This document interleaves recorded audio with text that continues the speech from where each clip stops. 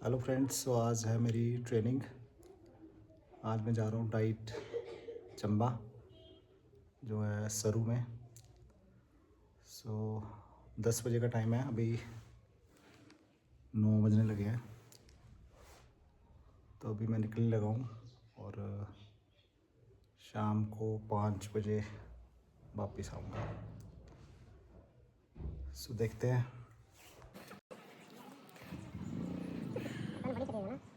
ये है जी डाइट चंबा,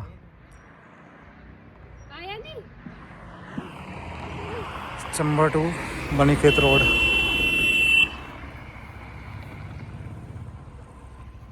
ये पहुंच गया हूँ मैं डाइट चंबा।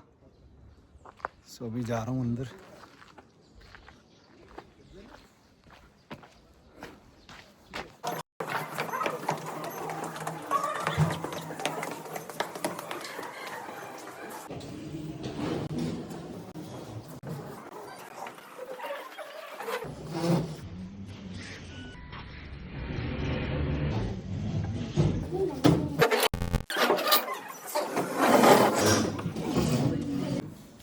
आपका काम है स्कूल में जो आपके एससीटी की जो फैसिलिटीज है उसमें आपने सपोर्ट करना है। और स्कूल आपने पढ़ाना आपका काम नहीं है मेरे हिसाब से। तो क्यों सर काम बता देना। आप जो टीचर्स वहां पढ़ाते हैं उनको सपोर्ट करना है थ्रू हार्डवेयर। जो आपके कंटेंट्स है उसको चलवाना है। हम आपको ये नहीं बोल रहे आप फिजिक्स पढ़ाना शुरू कर दो, केमिस्ट्री पढ़ाना शुरू कर दो, मैथ पढ़ाना शुरू कर दो। हम कहते हैं जो टीचर मैथ का टीचर है तो उसको मैथ का कंटेंट चलना चाहिए। साइंस का टीचर। नाम है भूपेंद्र सिंह। मैं आईसीटी कोऑर्डिनेटर हूँ ऊना के लिए, जो कि स्मार्ट क्लासेस प्रोजेक्ट के साथ ही जुड़ा हूँ मैं भी। जिस तरह से यहाँ पे जितेंद्र पठानिया जी हैं, वैसे मेरा ऊना के लिए है अपॉइंटमेंट का। तो आज हम थोड़ा सा जो प्रोजेक्ट का बैकग्राउंड है, पहले तो आईसीटी को थोड़ा सा क्लियर नहीं होगा। सबसे पहले तो बहुत बहुत मैं धन्यवादी हूँ, आप लोगों की प्रशंसा के लायक है आईसीटी स्पेशली कि 1 साल आप लोगों ने कंप्लीट किया अपना, वो भी विदाउट किसी ट्रेनिंग के। कोई रोल आप लोगों को नहीं बताया गया था कि करना क्या है स्कूल में जाके, कैसे ज्वाइनिंग होती हैं। बहुत छोटी छोटी चीजें थी जो आईसीटी को पता नहीं थी, पर आप लोगों ने बहुत अच्छी तरह से 1 साल कवर अप किया, चीजों को जाना। आप में से मैक्सिमम आईसीटी जो है वो ब्लैक व्हाइट बोर्ड को यूज कर सकते हैं और एलएमएस भी यूज कर रहे हैं अभी।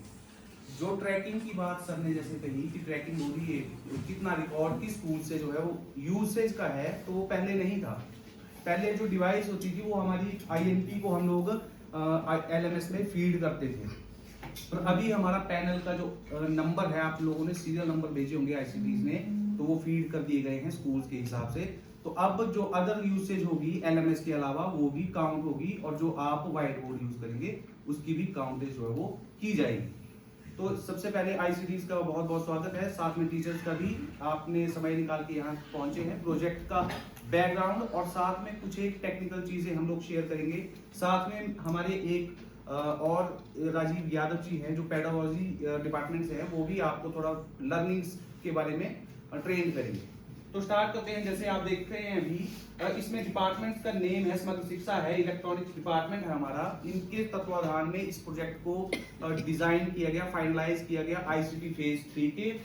बीएसएनएल जो है कॉन्ट्रैक्ट जो था प्रोजेक्ट को इम्प्लीमेंट करने का, वो दिया गया था बीएसएनएल के पास।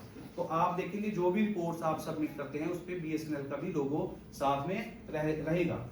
तो बीएसएनएल ने साथ में अपने जो है वो प्रोविट एजुकेशन को as a vendor, as a जो है पार्टनर अपने साथ में रखा है, ताकि इसको प्रोजेक्ट को जो है वो अच्छे से इम्प्लीमेंट किया जा सके। क्योंकि सरकारी डिपार्टमेंट्स क्या करते हैं कि साथ में वेंडर्स के साथ मिलकर जो है किसी भी प्रोजेक्ट को इम्प्लीमेंट किया जाता है। तो उसी तरह से ये कुछ एक डिपार्टमेंट्स का है प्रोजेक्ट के बारे में। Selection of implementation agency for implementation of digital classrooms के डिजिटल क्लासरूम्स की इम्प्लीमेंटेशन करनी थी, ऐसे स्मार्ट क्लासरूम्स बनाने थे। उसमें आइडेंटिफाइड कितने स्कूल से हमारे 430। जो ये फेज 3 है, इससे पहले जैसे सर ने कहा कि इसमें फेज 1 था, फेज 2 था, उसमें भी इम्प्लीमेंटेशन हुई थी कुछ गवर्नमेंट सीनियर सेकेंडरी स्कूल्स में। तो वहां पे क्या दिक्कत आती थी कि हमारा जो इम्प्लीमेंट किया जाता था हार्डवेयर, उसको यूज नहीं किया जाता था। साल 2-2 साल वो वैसे का वैसे ही पड़ा रहता था। पर अभी जो ये आईसीटी फेज 3 है, इसमें इन्होंने देखा कि कुछ एक इश्यूज हैं, कुछ एक कमियां हैं प्रोजेक्ट में, तो उनको कैसे कम किया जाए। उसमें से सबसे बड़ी कमी ये भी थी कि हार्डवेयर लगा तो दे रहे हैं वहाँ पे स्कूलों में, पर उसको यूज नहीं किया जा रहा है। तो उसको यूज करने के लिए क्या किया जा सकता है, तो एक ऐसा रिसोर्स पर्सन दे देते हैं हर एक स्कूल में जो वहाँ पे रहे और जिसको टेक्निकल और कंप्यूटर के बारे में नॉलेज हो और वो हेल्प कर सके टीचर्स को, टीचर्स बेझिझक जो है वो हार्डवेयर को यूज कर सके। इसलिए आईसीटीज की अपॉइंटमेंट लास्ट नवंबर में जो है वो की गई थी। उसके बाद ट्रेनिंग का बहुत ज्यादा शेड्यूल किया गया था। मार्च में, अप्रैल में भी हमने फाइनलाइज करके भेजी थी डिपार्टमेंट को कि जी ट्रेनिंग जो है वो बहुत कंपलसरी है, क्योंकि कोई भी पर्सन विदाउट ट्रेनिंग कुछ भी नहीं समझ पाएगा, नहीं कर पाएगा वो परफॉर्म। तो वो ट्रेनिंग जो थी वो थोड़ी सी लेट हुई, फंड की वजह से या किसी भी एंड की वजह से हुआ हो। तो अभी फाइनल जो है वो दिसंबर में आज हमारी ये जो ट्रेनिंग है वो शेड्यूल की गई थी चंबा के लिए, ठीक है। तो ट्रेनिंग में हम देखेंगे कि इसमें क्या था कि 430 जो हमारे आइडेंटिफाइड स्कूल्स हैं उनके अंदर तो एक स्कूल में दो डिजिटल स्मार्ट क्लासरूम जो है वो बनाने का प्रस्ताव किया गया था कि इसमें क्या होना चाहिए कि 2 क्लासरूम ऐसे होने चाहिए जहां पे स्मार्ट क्लासरूम जिनको बोला जा सके, जहां पे पैनल्स इंप्लीमेंट हो।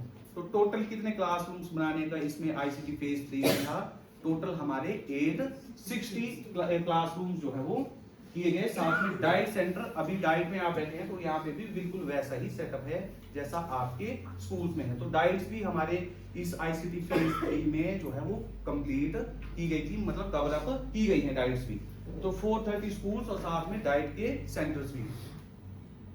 ये कुछ एक प्रोजेक्ट का बैकग्राउंड है। साथ में आप मिडल में देखेंगे कि निष्णात जो है वो लिखा गया है। ये हमारी वेबसाइट है, ये हमारा LMS है, लर्निंग मैनेजमेंट सिस्टम जो डिजाइन कर रही है हमारी यूनिट, उन्होंने इसे क्या नाम दिया है, निष्णात करके .org। आप वेबसाइट अगर ओपन करेंगे ब्राउजर के ऊपर तो आप डायरेक्ट जो है वो सिलेबस क्लास वाइज सेलेक्ट करके सिलेबस को एक्सेस कर पाएंगे। साथ में अगर आप चाहें तो एक LMS ऐप है हमारी लर्निंग मैनेजमेंट सिस्टम की ऐप, उसका यूज क्या है कि अगर स्कूल में कनेक्टिविटी है ही नहीं किसी भी, उस तरह से उन्हें इंप्लीमेंट किया जाएगा और बाद में integrated with a central studio in Shimla for digitalised learning. एक स्मार्ट सिटी जो शिमला प्रोजेक्ट है, स्मार्ट सिटी प्रोजेक्ट, उसके अंदर एक स्टूडियो बनाने की भी बात की गई थी कि स्टूडियो बनाया जाएगा और उस स्टूडियो सेंट्रलाइज्ड लैब बोलेंगे उसे, तो वहां से हम 430 स्कूल्स के साथ अगर कभी भी चाहे तो कम्युनिकेट कर सके, कभी भी वीडियो कॉल अगर चाहे तो वो कर सके। अगर सिलेबस कोई शेयर करना है, कोई नोटिफिकेशन देनी है स्कूल के एंड के लिए, या वहां से कोई डाटा के लिए हमारी तरफ से जो है वो एक वो रही थी हमें कि हमारी ही गलती थी, वो आपको कंपोनेंट्स का पता नहीं था। आप स्कूल में जब जाके गए थे तो वहाँ पे अदर्स भी थे सिस्टम और भी इलेक्ट्रॉनिक डिवाइस थी, तो आईसीटी को पता नहीं कर पाते थे कि हमारा पर्टिकुलर काम क्या है, हमारे कंपोनेंट्स क्या क्या है। तो स्मार्ट सिटी प्रोजेक्ट के अंदर जो जो कंपोनेंट्स लगाए गए हैं क्लासेस में पर स्कूल, उस आइटम का ब्यौरा कुछ इस तरह से है। फर्स्ट नंबर पे आप देखेंगे इंटरेक्टिव फ्लैट पैनल है जो कि कंपनी मेकिंग है बैंक्यू का, और साथ में मॉडल जो है मेंशन किया गया है। ये मॉडल और कंपनी नेम इसलिए हैं कि अगर आईसीटीज कभी भी दिक्कत होती है आपके बैंक्यू पैनल के अंदर तो आप उस मॉडल नंबर से सर्च करके उसका जो है वो अगर सॉफ्टवेयर का इशू है या कोई ऐप का है तो वो आप डाउनलोड कर सकते हैं। साथ में अगर कोई कंप्लेन रेज करनी है आपने INP को लेके तो वो आप बैंक्यू कंपनी है, इनका सर्विस प्रोवाइड इंडिया में भी है। तो ये क्या करेंगे, आपका असिस्ट करेंगे स्कूल में आके बैंक्यू के पैनल को ठीक कर देंगे अगर इनके इश्यूज में दिक्कत आती है। एक और बात है कि जो INP है हमारे सेकंड नंबर पे, ये एक्चुअल में आपने देखा होगा वॉल माउंट करके लगाए गए हैं स्कूल के अंदर। ये है क्या एक्चुअल में कि छोटा एक CPU ही है ये एक तरह, मतलब एक नॉर्मल जो PC होता है आपने देखा होगा CPU थोड़े बड़े साइज में होती है, पर ये क्या है थोड़ा छोटे साइज का है। आने वाले समय में, आने वाले भी नहीं अभी करंट में भी अगर हम पैनल खरीदने के लिए जाएं स्मार्ट पैनल्स तो आप देखेंगे कि उसके अंदर ही INP जो है वो विंडोज जो सिस्टम होता है वो इनबिल्ट ही होता है। अब हमारे जो बैंक्यू का पैनल था इसमें अंदर कौन सा ऑपरेटिंग सिस्टम है, आईसीटीज बताएंगे मेरे को कौन सा ऑपरेटिंग सिस्टम पे वर्क करता है हमारा पैनल, एंड्रॉइड पे। तो सरकार ने क्या कहा कि एंड्रॉयड ही एक हमारे पास ऑप्शन नहीं होना चाहिए, साथ में हमारे एक ऑप्शन जो है वो माइक्रो पीसी का, जिसमें कौन सा ऑपरेटिंग सिस्टम है, विंडोज। तो विंडोज भी हमारे पास अवेलेबल रहना चाहिए और साथ में एक जो है वो एंड्रॉयड भी अवेलेबल होना चाहिए। एंड्रॉयड इसलिए क्योंकि आज के टाइम में डिवाइसेस कितनी है, 90% डिवाइसेस जो है स्मार्टफोन्स वो कौन से ऑपरेटिंग सिस्टम पे है, एंड्रॉयड पे है। और आप देखेंगे काफी सस्ते भी हैं, है ना? क्या वजह है सस्ते होने की? Use of large scale, use large scale पे यूज हो रहे हैं और ज़्यादा से ज़्यादा चीज़ें यूज कर रहे हैं तो वो सस्ते हैं, क्योंकि लोगों को वो ज़्यादा सर्विस प्रोवाइड कर रहे हैं और एफिशिएंटली मिल रही है। जब चीज क्या होता है, सिग्नल इंटरप्ट होते रहते हैं, तो हो सके तो ईथरनेट के लिए आपके पास प्रियो स्विच है, इसको कनेक्ट करवाना है। जब इंटरनेट कनेक्ट करने वाला जो पर्सन आएगा तो उस समय आप इसको कनेक्ट करवा के दोनों पैनल्स आईएमपी वगैरह जो है उनको वर्किंग में कर सकते हैं इंटरनेट पे। उसके बाद देखेंगे हम कि 10 नंबर पे D2H का है। D2H एक डिश टीवी का भी इन्होंने इंक्लूड करा था कि एक पैनल को क्या करना है कि डिश के साथ कनेक्ट करना है, ताकि जब फ्री टाइम हो तो बच्चों को एजुकेशनल चैनल जो है वो दिखाए जा सके। फ्री टाइम में उनको जो फ्री डिश पे बहुत सारे Hindi, English, mathematics class wise जो है वो लेक्चर्स चले रहते हैं, तो उनको एक्सेस किया जा सके, बच्चों को दिखाया जा सके, उनका मनोरंजन हो। जरूरी नहीं है एजुकेशनल ही, कुछ और भी अगर आपको कार्टून्स का है वो भी अगर बच्चों को दिखाना चाहें तो इसके थ्रू आप D2H के थ्रू एक पैनल में शो कर सकते हैं। ये भी लगना है सर, तो नहीं हुए। बाकी गए, बाकी प्रॉपर्ली इसका जो है वो वैसे ही मतलब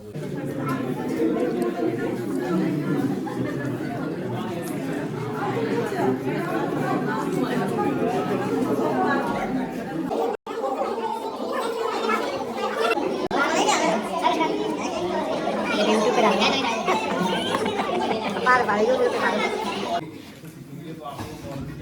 बस स्टडी के साथ साथ हम टेक्नोलॉजी का कैसे यूज़ करेंगे, कैसे हम क्लासों को इफेक्टिव बना सकते हैं, अट्रैक्टिव बना सकते हैं, बच्चों को गाइड कर सकते हैं, उसकी आज के टाइम बहुत ज़रूरत है। क्योंकि सर ने अभी जस्ट डिस्कस किया, हमें हर एक मैं ये भी बात करूँगा, जितने भी हमारी स्टेट्स हैं उसमें गवर्नमेंट स्कूल्स की हालत ऐसे ही चल रही है सभी जगह। उसका रीज़न है बच्चे कम हो रहे हैं, तो बंद करने की हर कोई सोचता है कि क्यों ना हम स्टाफ को निकाला जाए, स्कूल्स बंद करें, प्रेशर कम हो। उसका रीज़न यही कि बच्चे नहीं हमारे पास, उनको हम कैसे अट्रैक्ट कर सकते हैं, अपने क्लास में नए बच्चों कैसे लेके आ सकते हैं। वो गवर्नमेंट कई सारे प्रोग्राम इसलिए चला रही है, जैसे आप ICT का भी सेम यही है। तो उसी के तहत हम कुछ डिस्कस करेंगे ताकि बच्चे जो थोड़ा अट्रैक्ट हो, कैसे हमारे स्कूल्स में उनकी इनरोलमेंट ज़्यादा हो, उस पर थोड़ा डिस्कस करेंगे हम। सेम ICT में क्या अपना रोल निभा सकते हैं वो हम देखेंगे। इसमें तो सबसे पहले जो है एक आपको अभी प्री सर्वे QR कोड होगा जिसको आपने स्कैन करना है। उसमें आपने कुछ अपने फीडबैक्स देने हैं, कुछ जिसमें आपने rate your current comfort level mention करना है IFB टेक्नोलॉजी के रिलेटेड, या how to offer to currently use IFB in teaching जो आप कर रहे हैं। जो हमारे इंटरेक्टिव ये फ्लैट पैनल डिस्प्ले है, कैसे कर रहे हैं आप उसमें। What is your biggest challenge with technology integration, क्या क्या चैलेंजेस आ रही हैं आपको। What do you hope to learn today, आप क्या सोचते हैं, क्या हमें क्या बताया जाएगा। तो काइंडली सभी अपना फोन निकाल ले, इसमें आपने गूगल लेंस से इसको स्कैन करना है आप सभी ने। इसके अंदर जो भी आप उसमें क्वेश्चंस आएंगे, फीडबैक आएंगे, काइंडली फिल करेंगे आप सभी। जो टीचर्स आए उन्होंने भी सभी जितने भी हैं सभी करेंगे।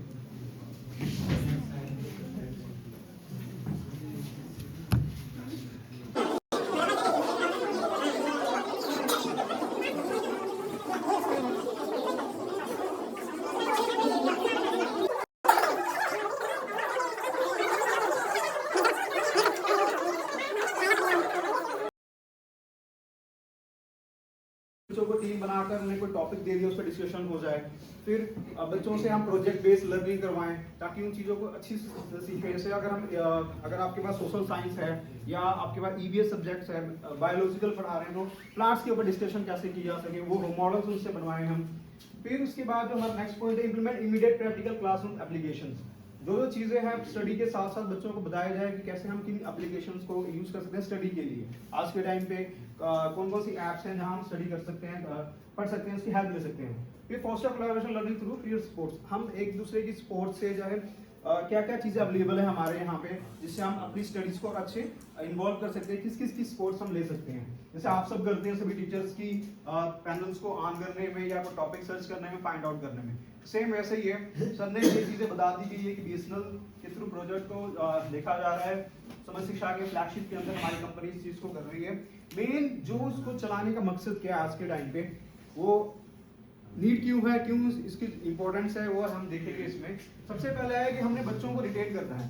देखिए अगर हम डिस्कस करते हैं कि आजकल बच्चे हैं मैक्सिमम की, आप जो पेरेंट्स हैं, जैसे आप सब भी लोग आपके बच्चे हैं, तो हम कोशिश करते हैं अपने बच्चों को प्राइवेट स्कूल्स में डालें। इसका रीज़न क्या है, कोई बता सकता है? Quality education, quality education, facilities अच्छी है, ये रीजंस है। कोई अगर दिहाड़ी भी लगा अगर 500 रुपए की, वो भी यही सोचेगा कि मैं अपने बच्चे को प्राइवेट स्कूल्स में डालूं, कोशिश यही होती है। उसका रीजन है अच्छी एजुकेशन दी जा रही है, तो वो गवर्नमेंट भी अब सोच रही है क्यों ना अपने स्कूल्स में भी ऐसी चीजें हम स्टार्ट करें, चाहे स्टार्टिंग में कुछ उसमें कमियां हैं या जो भी। जी सर। इसका कारण ये है कि वहाँ पे अच्छी एजुकेशन है, बिल्कुल बिल्कुल। लेकिन सभी जानते हैं कि गवर्नमेंट टीचर कितने काम करने पड़ते हैं जी और टीचर को जिसको पढ़ाने का काम ही ऐसा है ना, सभी यहाँ पे जितने टीचर हैं ना। देखिए आज का ट्रेनिंग का जो मेन एजेंडा है या ओवरव्यू है जिसको हम डिस्कस करेंगे, वो है ट्रेनिंग फाउंडेशन और मेथोलॉजीज के ऊपर होगा। फिर 3 स्टेजेस ऑफ टीचिंग मॉडल्स होगा। जैसे इसमें एक स्टेज में ये बताए जाएंगे आप सबको कि कैसे आप अपने टॉपिक्स को लेकर, जो आपका सिलेबस है, जो आपके कंटेंट्स है, उसके हिसाब से आप वीडियोस को माध्यम से कैसे स्टेजेस के थ्रू आप इसमें गाइड कर सकते हैं बच्चों को। फिर तीसरा हमारा पॉइंट है जो हम इसमें स्टडी करेंगे, वो है मेकिंग क्लासरूम इंटरैक्टिव कैसे बना सकते हैं। नो राइट, टीचर्स बहुत अच्छा पढ़ाते हैं क्लासरूम में, बट कभी ऐसा टाइम आ जाता है कि बच्चे बोर होने लगते हैं क्लासेस में। वो लंच के बाद तो उनका काफ़ी ऐसा होता है कि जो उनके अंदर माइंडसेट होता है वो थकना शुरू हो जाता है, तो या फिर नींद आने लगती है बच्चों को, या क्लास में उनका मन नहीं लगता है। तो वो हम कैसे और इंटरेक्टिव बना सकते हैं बच्चों का, वो हम देखेंगे। फिर हमारा fourth point 40 class use with implementation कैसे कर सकते हैं, 60 मिनट जो उसका सिस्टम होगा देखेंगे। फिर हार्डवेयर सॉफ्टवेयर ट्रबल शूटिंग है और टीच बैक सेशन है। हार्डवेयर का जो हमारे सर हैं सब आपको पहले बता ही दिया। सॉफ्टवेयर कैसे यूज करना है, क्या क्या इसमें चीजें होंगी, वो हम डिस्कस करेंगे आफ्टर इस आज की सेशन में। देखिए टेक्नोलॉजी को ज्यादातर जो माइंडसेट है इसे ये समझा जाता है कि एक रिप्लेसमेंट है, क्योंकि अभी AI आया है तो ज्यादातर इसमें नेगेटिव चीजें फैलाई जा रही है कि नौकरियां चली जाएंगी, लोगों को जॉब्स नहीं मिलेंगी। पर इसका एक हम उसको बेस्ट दूसरा ऑप्शन भी देख सकते हैं कि अगर हम उस चीज को हम सीख लेते हैं तो हमें अच्छी प्लेसमेंट, अच्छी जॉब मिलेगी, क्योंकि आज के टाइम की रिक्वायरमेंट वही है। जैसे अगर हम कोई टॉपिक ही तैयार करना चाहते हैं, एग्जाम्पल तो हमें कोई PPT बनाना चाहते हैं, अगर हमें खुद बनानी हो तो 3 से 4 घंटे लगते थे या 5 घंटे। आजकल AI के थ्रू में हम 20 से आई थिंक 1 या 2 मिनट में उसको हम जो अपना टॉपिक है फिल करके उसको डाउनलोड कर सकते हैं और आधे घंटे के अंदर उसको एडजस्ट करके हम अपना शो कर सकते हैं, प्रेजेंट कर सकते हैं। तो उसका इफेक्टिव यूटिलाइजेशन कैसे है। जैसे अगर 90s में कंप्यूटर्स आए थे तो उसमें भी काफ़ी ज़्यादा विरोध किया गया था कि ये हमारे लिए अच्छा नहीं है, क्योंकि हम पहले रजिस्टर्स पे एंट्रीज किया करते थे, बैंकिंग सेक्टर, हर एक सेक्टर्स की। लेकिन जब वो आया तो उसका भी काफ़ी नेगेटिविटी था। लेकिन आज के टाइम पे रिक्वायरमेंट है, कुछ चीज़ें जो है हमें बाय फोर्स एक्सेप्ट करनी पड़ती है या कुछ हम खुद एक्सेप्ट करते हैं। तो वो चीज़ें हैं कि टेक्नोलॉजी का यूज़ करके हम कैसे अच्छे से पढ़ा सकते हैं, वो है। फिर इसमें ये देखा जाएगा पेडागोजी में। फिर सॉरी, दूसरा पॉइंट है स्टूडेंट लर्निंग फर्स्ट। पहले स्टूडेंट्स को क्या सिखाना। देखिए कई ऐसी चीज़ें होती है, हमने कॉलेज में देखी, स्कूल्स में देखी। होता ये है कि कई बार बच्चों को नहीं समझ में आती है, कुछ क्वेश्चंस नहीं आते हैं, तो टीचर पे इतना प्रेशर होता है कई बार माइंड्स के ऊपर, तो वो कोई कर। तो इसमें क्या है, समराइज लेसन होता है effectively with the student input. हमें स्टूडेंट्स के इनपुट्स लेने होंगे ताकि वो उनकी हेल्प लेनी होगी ताकि वो अच्छे से चीज़ों को डिलीवर कर सकें। क्योंकि हमने फील किया, ऑब्जर्व किया है अपनी लाइफ में, कई बार क्या होता है बच्चे जो हैं टीचर्स के डर के मारे पूछते ही नहीं है कभी। तो अपने कुलीग जो होते हैं, जो क्लास में इंटेलिजेंट बच्चे होते हैं, बच्चे उनसे पूछते हैं आपको समझ में आया, बताओ कैसे करना है, तो वो अंडरस्टैंड करवा सकते हैं। तो टीचर उन्हीं को रोल देते हैं, बच्चों को ही गाइड करें कि आप ही बच्चों को थोड़ा सा गाइड करो, मतलब एज ए रोल प्ले। तो ये होगा कि बच्चे भी इसमें करेंगे। जैसे अगर ड्यूटी, जैसे क्लास, जैसे हम देखते हैं कि प्रेयर्स में भी हमारे बच्चों की ड्यूटीज होती है, वो आते हैं कुछ डेली ना डेली कुछ ना कुछ बोलते हैं। क्लासरूम में टॉपिक्स पे भी हम करवा सकते हैं ताकि बच्चे इसकी हेल्प से भी अपना जो है डिलीवर करें, वो रिवीजन के टाइम में जब आपने अपना टॉपिक डिलीवर कर दिया होगा।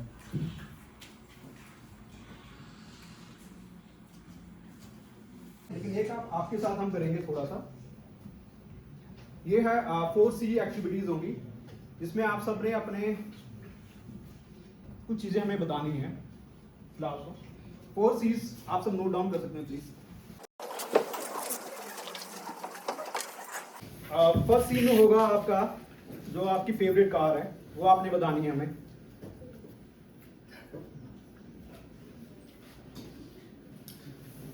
सेकंड सी में होगा आपका फेवरेट कलर आपने बताना हमें। और थर्ड सी में आपका होगा फेवरेट कंट्री। अगर आपका मौका मिले घूमने का तो आप कहाँ जा सकते हैं, ऐसे कहाँ जाना चाहेंगे आपको, वो आपने हमें बताना, फेवरेट कंट्री आपकी। और फोर्थ सी में आप बताएंगे फेवरेट क्यूजिन। क्यूजीन, आपका फेवरेट क्यूजीन कौन सा है, फूड जो है आपका, अगर आपको कौन सा अच्छा लगता है वो आपने 4 चीजें हमें बतानी है। नहीं सर, कोर्स में क्या है? फेवरेट क्यूजीन, जो खाने का पसंद है आपको। फेवरेट फूड, डिश डिश जी, ये 4 चीजें आपने बतानी है। जैसे हम क्लास में बच्चों से कई बार पूछते रहते हैं आपका पैशन क्या बनना चाहते हैं, ये चीज़ भी हम कुछ और भी चीज़ें करवा सकते हैं बच्चों को फ्री टाइम में, अगर बच्चे बोर हो रहे हैं। क्योंकि क्लास का टॉपिक हमारा कंप्लीट हो चुका है, ठीक है। जैसे आप सबका भी फेस मुझे लग रहा है कि आप सुबह से बैठ के थोड़ा सा बोर फील कर रहे हैं, थोड़ा सा कैसे अट्रैक्टिव बना सकते हैं। मेरी जो कार जो अल्ट्रोस और कलर मेरा जो है ब्लू। कंट्री अगर मौका मिलता है तो अमेरिका जाना चाहता हूँ। और फूड मेरा जो है जो हमारा लोकल है सिद्धू।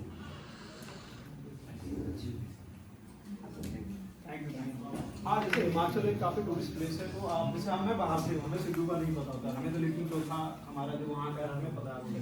बाकी स्टेट्स में घूमने का मौका मिलता है, तो अगर हमें ऐसी चीज़ें आउटलेट्स हो, जैसे मैंने सुना है कि अभी शायद शिमला वाली साइड किसी ने ओपन किया होगा है ना सर, उस साइड सिद्धू का किसी ने ओपन किया होगा सिद्धू अभी कल जहाँ पे नहीं तो ऐसा कर सकते हैं, जैसे यहाँ की चंबी धाम है। जी सर। मेरा नाम और गवर्नमेंट हाई स्कूल मतलब car favourite colour black blue, favourite food rajma चावल नॉर्मल। स्विट्जरलैंड जाना है। Sir, myself Sanjeev Kumar, serving as PGT non-medical at Government High School Bandla and Complex Government Model Senior Secondary School Nanda. And as far as my matter of my favorite is concerned, my favorite car is जो मेरे पास है वही है Desire, and favorite color में blue, and और country वैसे तो मैं इंडिया को पसंद करता हूँ, अगर बाहर जाना चाहे तो मैं जापान एक बार जाना पसंद करूँगा। एंड उसमें खान पान मिलता है वो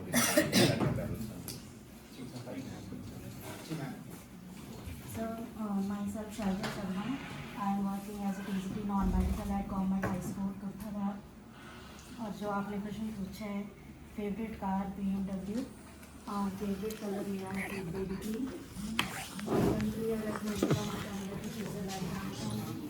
मेरा भी पढ़ जाना।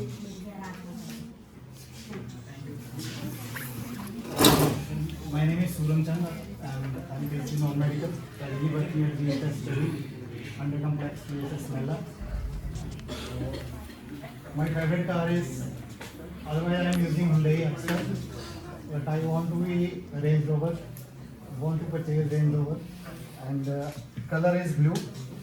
Country I want to visit Japan, and favorite dishes I like kheer. Sir, myself Sunil Kumar from GS Squared. Sir, my favorite car is Fortuner and sir color थोड़ा अलग है, लड़की वाला पिंक। एंड सर मॉरिशस, अगर कहीं घूमने जाना Mauritius. Vajpayee ji पसंद करते हैं। And sir butter chicken. मेरा दूसरा है butter chicken. myself Ricky Sood, PGT non-medical, Government High School भटका। और मेरी फेवरेट कार है Hyundai Accent, जो कि हमारी अपनी है। और साथ में फेवरेट कलर है पिंक। और कंट्री इंडिया घूमना चाहती हूँ पूरा अच्छी तरह से, और मौका मिले तो Australia.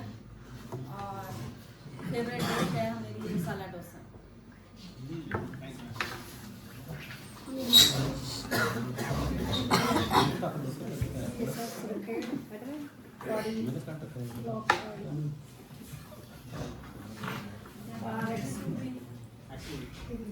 Colour sky blue, Dubai घूमना चाहती हूँ, और खाना कचौड़ी होती है लोकल मंडी की।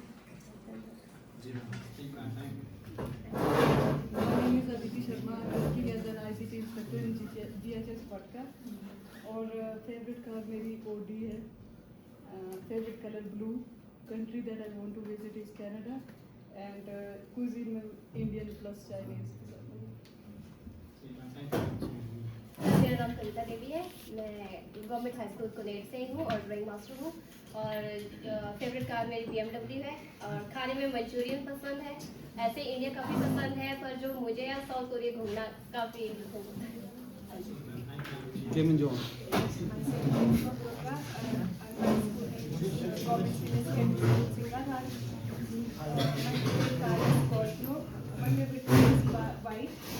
And destination is Bali, and favorite food is chicken.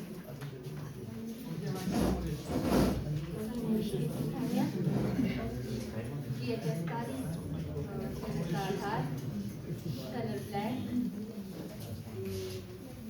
country South Korea,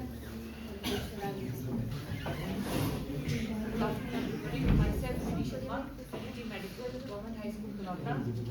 और मेरी फेवरेट कार है Hyundai i20, कलर वाइट पसंद है, कंट्री ऑस्ट्रेलिया पसंद है, और खाने में चाइनीज।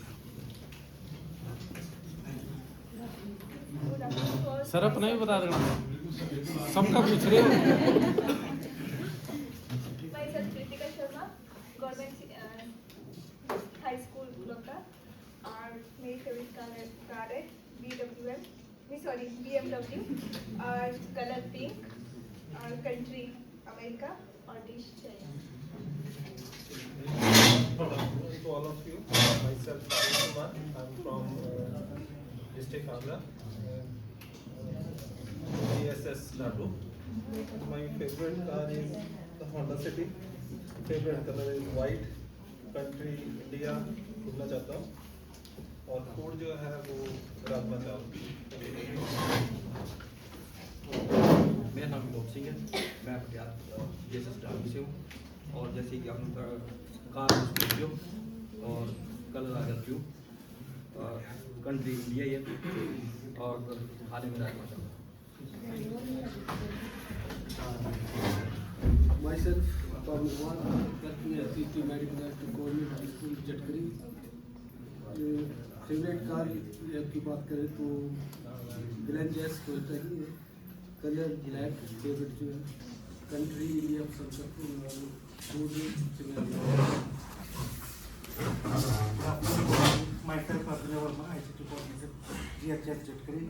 मेरी फेवरेट कार है थार, और कलर वाइट, और मैं घूमना पसंद करता हूँ। Thank you. Good afternoon. My name is Poonam, ICT coordinator, GHS Nadu. My favorite car is Scorpio, color red, और country अपना इंडिया, और food कढ़ाई paneer. Thank you, sir. Good afternoon, sir. Myself, Kristi. At present, I am working in GSS Cricket, Block Chubadi, and my favorite car is Mahindra Thar, and favorite color is blue and pink, and favorite country is Switzerland, and my favorite dish is rajma chawal. Good afternoon. Myself Sonika Sharma, working as TCT Medical in GHS Salo, Education Block Chubadi.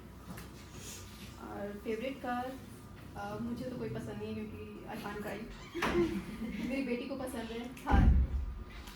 Favourite colour light pink, favourite country Japan, और favourite cuisine मेरा है मेरे area की Thar. Good afternoon. My name is Savita. ICT instructor GHS Law. Favorite color black. Food में राजमा चावल और साथ में मिक्स पसंद है, और कार तो मुझे भी पसंद है, पर जो घर में फ्रॉम्स वो ठीक लगती है। Good afternoon everyone. My name is Sarju. I'm from Chamba and presently I'm working as ICT coordinator GHS Pakatala. And my favorite color is green and dish is चिमयाली धाम और स्कॉर्पियो और ऑल इंडिया घूमना चाहती हूँ. Myself Anjana, high school Pakatala और favourite colour मेरा purple और country India ही घूमना चाहती हूँ और जो हमारी चिमयाली धाम है कार के बारे में इतना सोचा नहीं अभी.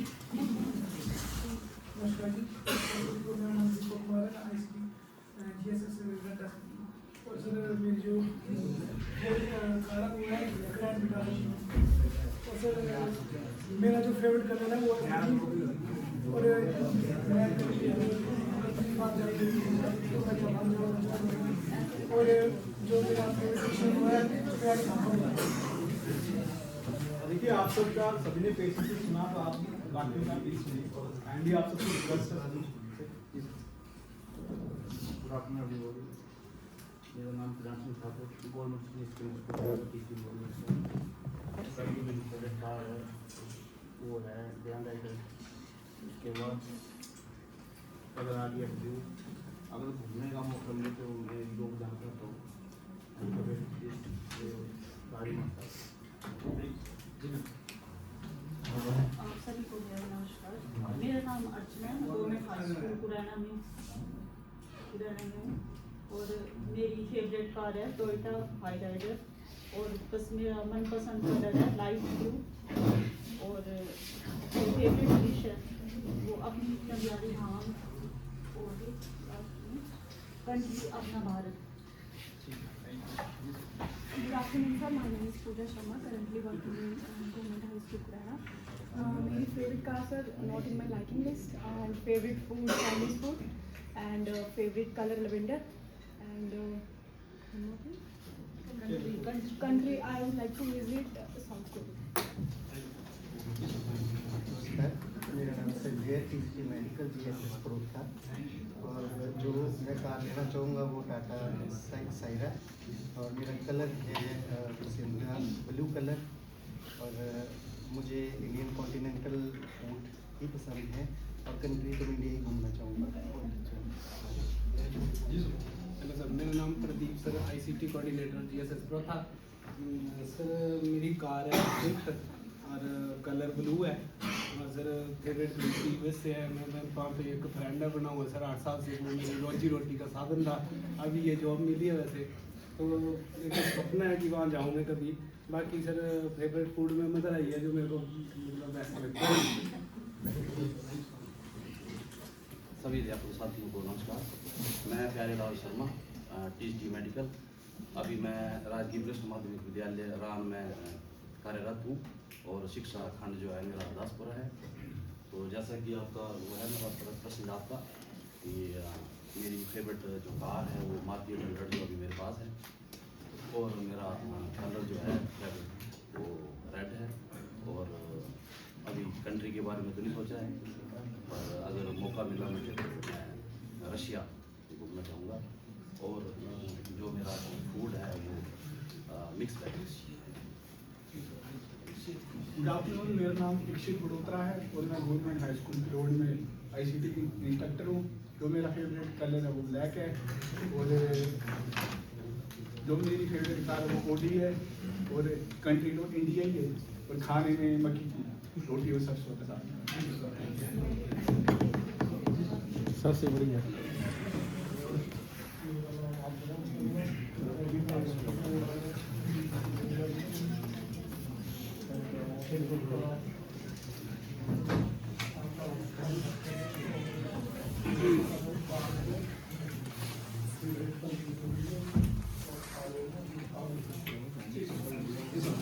Good afternoon, myself Manish Kumar, working at TCT Medical, Government High School, Shaktigara, and my favorite color is yellow.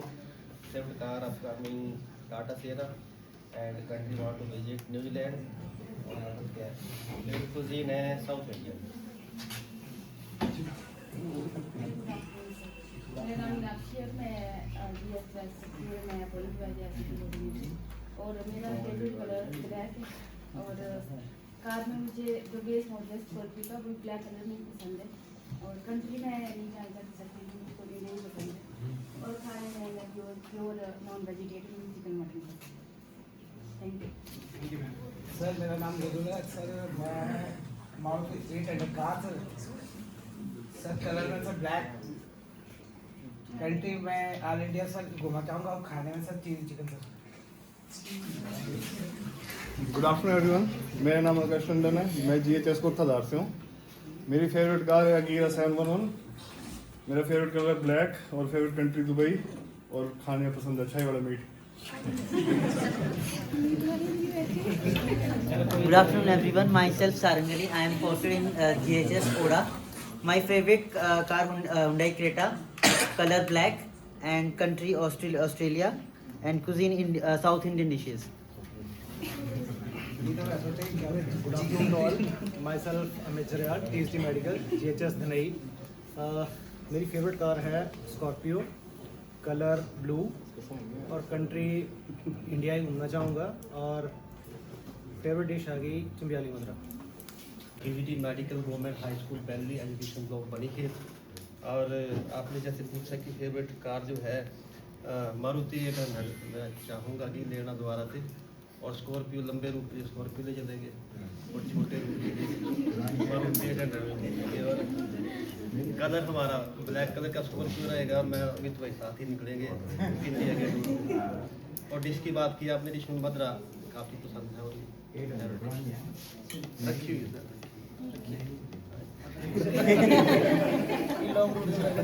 My name is Neeraj Maharaj. I am basically from Simta and currently working on GHS Valley. My favorite car is Tata Sierra. Favorite colors grey color और country Mauritius. और food में sir rajma चावल, कड़ी चावल, simple. मरेशी का बताया बंदा। Sir मेरा नाम पवन कुमार है, working as a TGT non medical government high school Tappar education block Bani के। सर गाड़ी फेवरेट फिलहाल अल्टो ही है। और colour sir red, country sir India, खाने में सर जो घर में बना हो।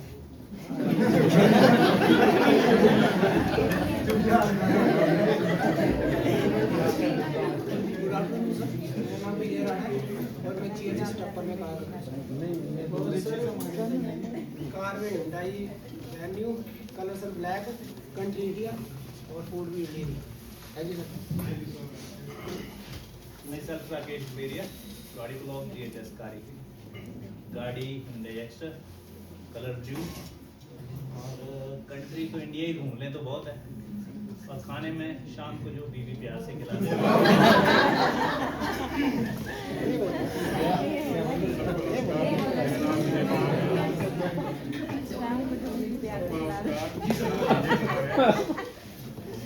गवर्नमेंट सीनियर सेकेंडरी स्कूल सिंगरहार से हूँ, मेडिकल एजुकेशन ब्लॉक से हूँ।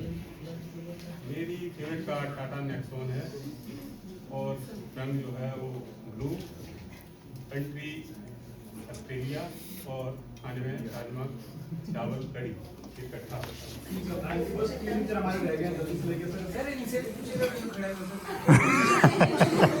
नहीं सर अपने बारे में बताना जरूर। Under complex GSS Nanigat. Favorite car Audi, black color, New Zealand mutton.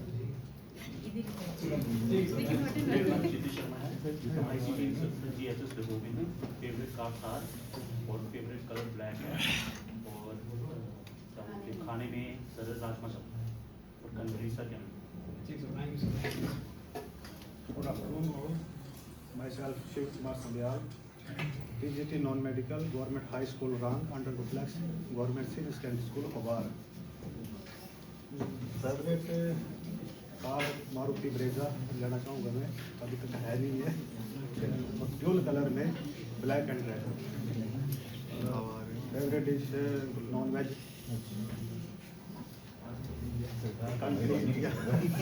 Thank you sir. सबसे बढ़िया जवाब किसने दिया? सर तो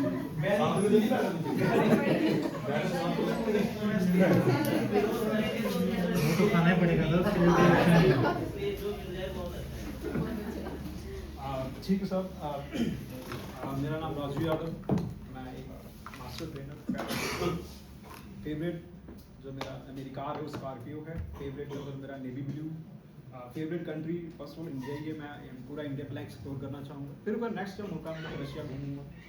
तो उसके बाद जो फेवरेट मेरा फूड है वो सिंपल राजमा चावल जो है। वैसे मैं वेजिटेरियन तो वेजिटेरियन में ऑल डिशेज पसंद है, पर राजमा चावल अच्छे लगते हैं। मैं यूपी से हूँ, बनारस से 100 किलोमीटर आगे मऊ डिस्ट्रिक्ट है हमारा, मऊ वहाँ से बिलोंग करता हूँ। पर मेरी बेसिकली सारी स्टडीज जो है JNK से ही, वहीं से मैं पढ़ा। स्टडी करने के बाद जॉब भी वहीं लगती थी। फिर नेक्स्ट जो पोस्टिंग है वो यहाँ हिमाचल में 1.5 साल से। अभी कांगड़ा डिस्ट्रिक्ट देख रहे थे, अब फिर मौका मिला चंबा में आने का। Thank you sir. और आपको एक चीज़ है, जैसे कांगड़ा में ट्रेनिंग के दौरान ऐसे बात चल रही थी, तो वहाँ लंच था कांगड़ी धाम का।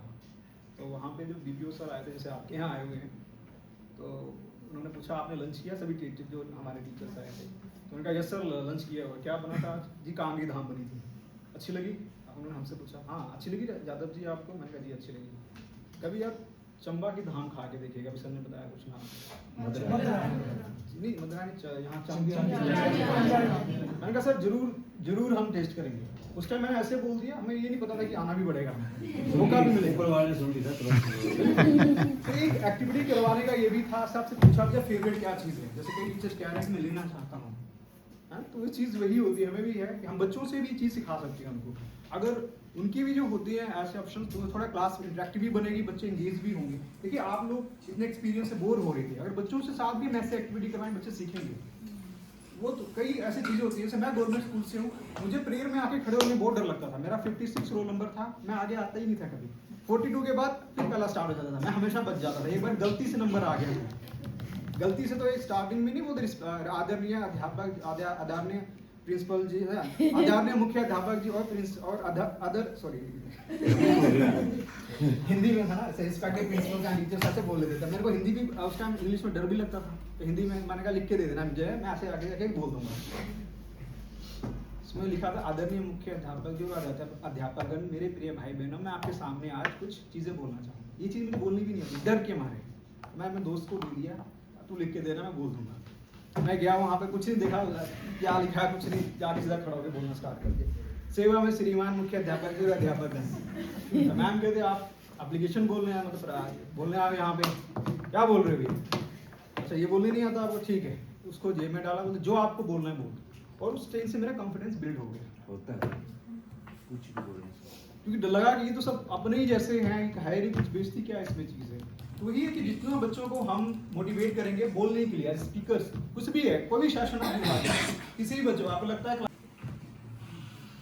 क्वेश्चनिंग बहुत जरूरी है आज के टाइम में। अगर हम जो है पूछे भी नहीं, अगर जैसे बच्चे डिलीवर करने के बाद कुछ सवाल भी नहीं करेंगे, तो जैसा उन्होंने ग्रैप्स किया 10-15 मिनट उनको याद रहेगा, आज के दिन याद रहेगा, कल वो भूल जाएंगे। तो क्वेश्चंस होने जरूरी है। कई बार वो कैसे माइंड में स्टक हो जाते हैं कि वो चीज़ें हमें याद रहती है, वो फार्मूला हमें याद होता है या वो चीज़ें हमें याद रहती है। तो क्वेश्चनिंग बहुत जरूरी है, ताकि जो टॉपिक्स हैं जो उससे हो सके, चाहे वो वीडियोस के ऊपर ले सकते हैं, आप अपने टॉपिक्स पे ले सकते हैं, या जो भी आपने क्लास में एक्टिविटी करवाई। सबसे चीज़ वही है कि पहले कोई भी चीज़ पूछने से पहले सबसे पहले उनको सोचने का मौका दिया जाए कि आप क्या बता सकते हैं। पेयरिंग में, ग्रुप्स में, कई बार इंडिविजुअल कई बच्चे ऐसे होते हैं कि नहीं बोल पाते हैं, तो ग्रुप्स में दें, फिर उसके बाद उनको बोलें आप शेयर करें। ये एक्टिविटीज़ जो है आप वीकली जब भी आपको टाइम दे करवा सकते हैं बच्चों से, या जब भी लगे, जैसे कुछ बच्चों मुझसे भी हेल्प ले सकते हैं इसमें, जो चीज़ें करवाते हैं बीच में बच्चों के साथ।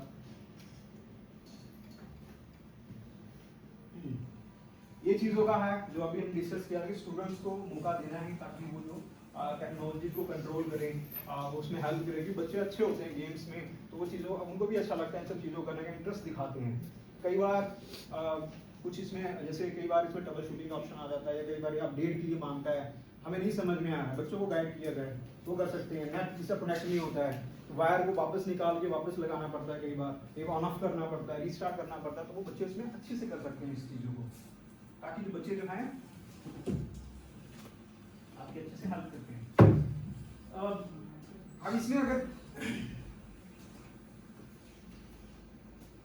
ये चीज़ यही बताई जा रही है इसमें कि बच्चों से मतलब वॉलंटरी आप एक बार पूरा कर मेन चीज़ ये यूज़ जो है आप पोल्स ले सकते हैं, आप उनसे आंसर पूछ सकते हैं टॉपिक्स के ऊपर, कौन क्या इसके ऊपर कुछ और बता सकता है एंड डायगोनली कोई भी डिवाइस है हमारी उसकी डायगोनली जो एक कोने से जो नीचे वाले कोने में जो जितनी लेंथ होगी उसकी उस तरह से काउंट की जाती है। तो इसकी तो जो डिस्प्ले साइज है वो 65 है। रेजोल्यूशन जो है इधर मेंशन नहीं है। ब्राइटनेस 450 निट्स है। ब्राइटनेस में आप देखेंगे कि पहले जो डिवाइसेस होती थी टीवी थे घरों में, तो अगर यहाँ पे वो टीवी रखेंगे तो उससे आगे जो है वो अगर आप साइड में खड़े होंगे तो आगे जो है वो बहुत ज्यादा क्या दिखता था आपको, लाइट दिखती थी। अगर लाइट ऑफ होगी तो आप देखेंगे कि आगे जो है बहुत ज्यादा उसकी लाइट होती थी कमरे के अंदर, वो हमें बहुत ज्यादा क्या होती थी, हार्मफुल होती थी आईज के लिए। जबकि अभी जो डिवाइसेस आ रही है इनमें निट्स में जो है वो इनकी ब्राइटनेस मापी जाती है, तो इसकी जो ब्राइटनेस है वो 450 निट्स है। ब्राइटनेस को आप एडजस्ट कर सकते हैं पैनल की, ताकि और जो है वो आईज के ऊपर कंफर्ट रहे, आराम से जो पिक्चर्स देखी जा सके। अभी जो डिवाइसेस हैं उनमें मैक्सिमम अच्छे डिस्प्ले आते हैं, आपकी आंखें जलती नहीं है। 2-2, 4-4 घंटे जो है हम लोग कई बारी ऑनलाइन यूज करते हैं, कंप्यूटर्स को भी, पैनल्स को भी और अपने डिवाइसेस को भी, तब भी आप देखेंगे कि आईज आपकी बिल्कुल भी इचिंग वगैरह नहीं होती है। तो ये इसकी ब्राइटनेस है। साथ में पैनल का टाइप बताया गया है। कनेक्टिविटी के लिए पोर्ट्स हैं, डिफरेंट पोर्ट्स हैं इसमें। जो पुराने पोर्ट्स होते थे, पोर्ट्स के अंदर भी बहुत ज्यादा चेंजेस आए हैं। पुराने जो आपके पीसी से आपने देखा होगा उसमें जो कनेक्ट करते थे वायर्स के थ्रू हम लोग मॉनिटर के साथ और सीपीयू के साथ, तो वहां पे पेचकस वो पेज से लगे होते थे, स्क्रूज होते थे, उनको टाइट करते थे आप, उसके बाद क्या होता था, कनेक्ट हो जाती थी डिवाइस आपकी। जबकि आज के टाइम में बहुत सिंपल पोर्ट्स चले हैं। HDMI, जो कि HDMI की फुल फॉर्म क्या है, ICTs बताएंगे मेरे को। HDMI की फुल फॉर्म है high definition multimedia interface. High definition में जो है आज के टाइम में डिस्प्ले पे शेयर होती है कोई भी डिवाइस पे, अगर आप PDF ओपन करेंगे तो इन पोर्ट्स के जरिए हाई डेफिनेशन जो है वो आपको पिक्चर दिखती है। तो कनेक्टिविटी के लिए HDMI पोर्ट अगर है, आप कनेक्ट करना चाहें पैनल के साथ किसी CPU का, तो वो भी कनेक्ट हो जाएगा। अगर आप चाहें VGA पोर्ट, जो पुराने पहले होते थे, वीडियोग्राफिक एरे है मेरे ख्याल से इसकी फुल फॉर्म, तो ये किस तरह से होते थे पहले कि अलग अलग जो पुराने हमारे पोर्ट्स थे वो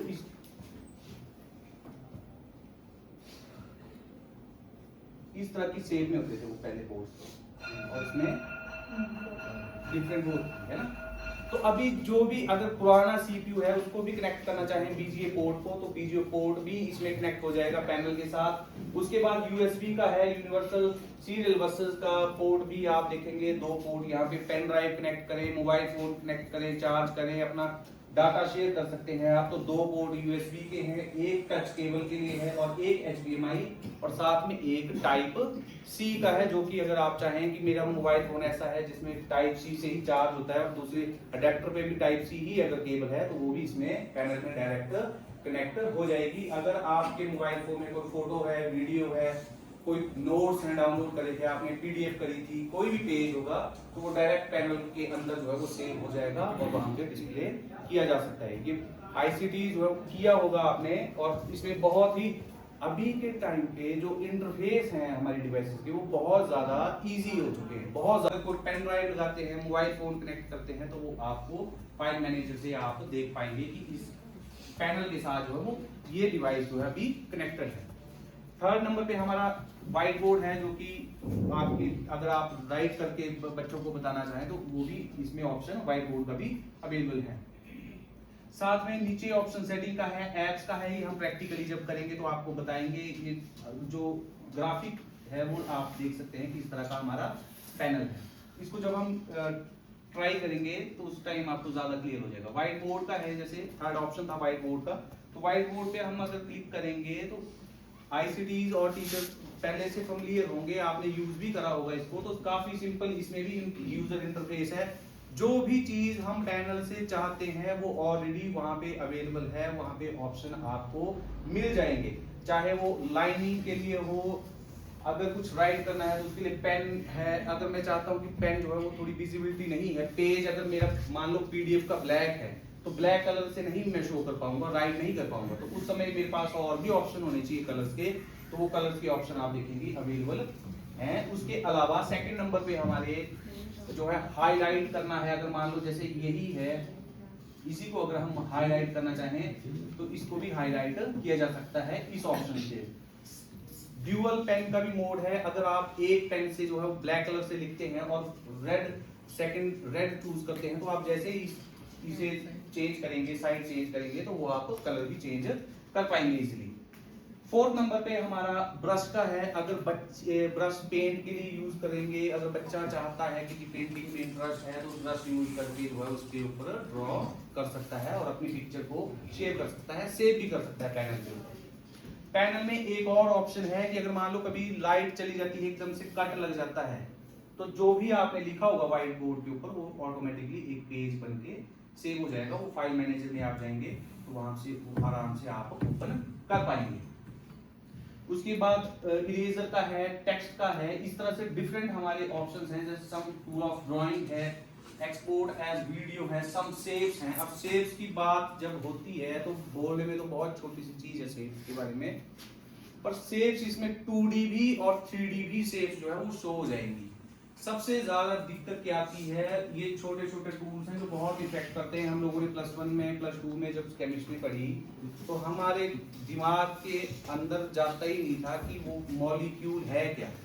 अब जो हमारी बुक होती है उसमें 2D होती है फोटो, तो 2D से पता नहीं चलता कि वो कैसे है। मॉलिक्यूल, एटम्स हैं, न्यूट्रॉन है, प्रोटॉन है, मतलब दुनिया भर का उसमें, पर वो हम लोग वो शो नहीं कर पाते थे ढंग से, समझ नहीं पाते थे कि कहाँ जो मॉलिक्यूल का अगर एटम है तो उसका न्यूक्लियस क्या है, किस तरह की चीज है। तो वो चीजें आज बहुत आसान है।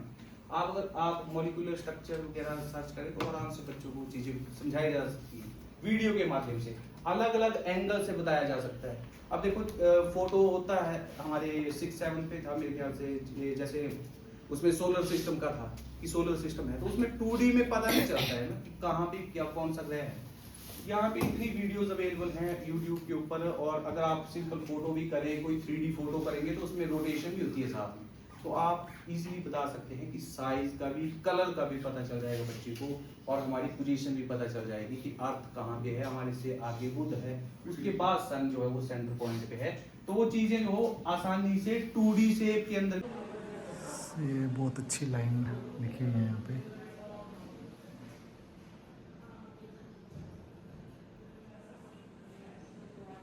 हाँ जी, मतलब मैं तो रुकना पड़ा।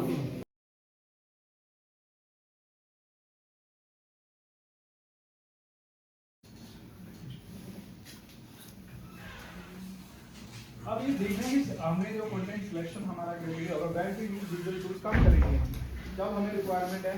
ये हमें देखना होगा कि जब हमें लग रहा है कि जो हमारा डेमोन्स्ट्रेशन है, जो हमारा कंटेंट है वो ऐसे थ्योरी बेस्ड है, डिफिकल्ट है या इजी नहीं लग रहा है, तो हम उसको तब इस चीज़ों का इस्तेमाल हम कर सकते हैं, वीडियो का विजुअलाइजेशन करवा सकते हैं। जैसे सर ने एटम्स के बारे में बताया था, जो सेल्स के बारे में है, जैसे रिसोर्सेज है, जैसे लग रहा है आपको उस टाइम इन चीज़ों का आप यूज कर सकते हैं। अच्छे से प्रॉब्लम देख सकते हैं, अगर आपको या ऑनलाइन गाइड कर सकते हैं, अगर ओपन नहीं हो रहा है, क्लोज नहीं होता है, जो आपको डिवाइसेस प्रोवाइड की गई है उन सबके एक कस्टमर स्टोर का एग्जीक्यूटिव मेल आईडीज है, कॉन्टैक्ट नंबर है।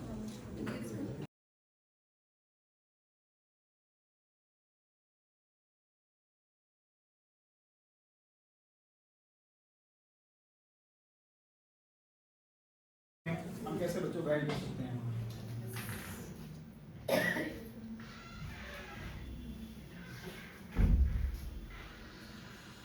हमारे बीच में वो मुझे ये बताएं कि जब आप अपॉइंट हुए हैं या कोई भी पर्सन कहीं अपॉइंट करता है, तो हमें पता है कि अगर 100 बच्चा हमारे क्लास में है तो क्या 100 को हम कामयाब बना पाएंगे या नहीं?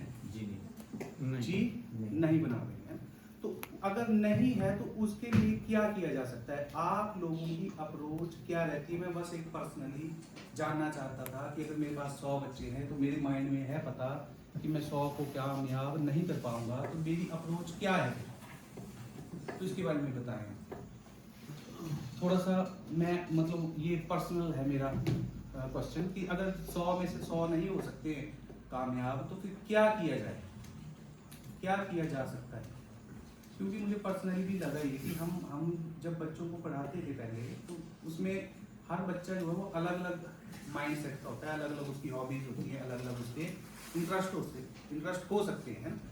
तो उसको ओवरकम करने के लिए अगर हम कामयाब नहीं कर सकते हैं तो कैसे अप्रोच होनी चाहिए हमारी? क्योंकि आप लोगों ने शायद पढ़ा होगा, इसलिए मैं पूछ रहा हूँ पीजीटी से कि क्या कुछ ऐसा भी है कि जिससे हम इस अप्रोच को नहीं अगर कामयाब हो सकते तो क्या किया जाए, कैसी अप्रोच होनी चाहिए आपको, ये कैसी होती है? मतलब मैं बस यूं ही जनरली पूछना चाहता हूँ, अगर कोई टीजीटी होगी इसमें